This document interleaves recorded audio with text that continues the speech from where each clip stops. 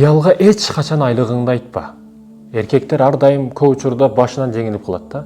Психологиялык жактан аял киши өтө күчтүү психолог болот. Сен ойлогонду дароо эле ойлоп койгон болот. Айлыгыңды, зарплатаңды эркек киши эч качан айтпа. Ичиңдеги сырыңды, ар нерсени былжырап. Кээ бирөөлөр ушундай алданып калат аял кишине. Күн отчет берип атат. Мен 45 000 акча иштеп атам, $1000 таптым бүгүн, мындай деп бүт отчет берип турат да. Аял киши аялына эркек киши. Мен айтат элем эч качан өзүңдүн нерсеңди айтпа. Мен мисалы билген устоздар, алдымдар, башкалар акчаны да көзү кармайт, керектүү маселелерди аял кишиникин бүт чечип берет.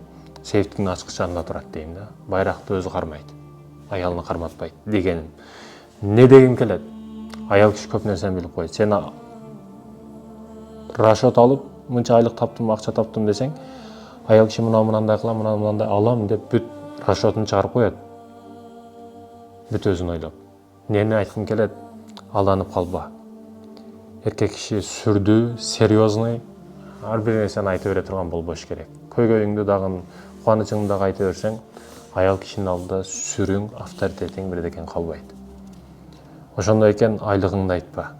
Айтып кой, мисалы 50 000 деп ойлоп атсаң 50 000, 100 000 деп атасың, демек 100 000 деп жооп бериш керек да. Мына психологиялык жактан атака кылып атабыз, сен да ошондой атака кылып коюшуң керек.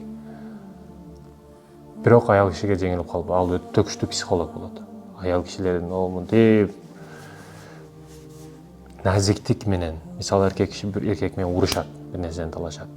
Мисалы үчүн күч менен да. Аял киши андай кылбайт, келип назиктик менен, куулук менен, түркүлүк менен көп нерсени алып коет.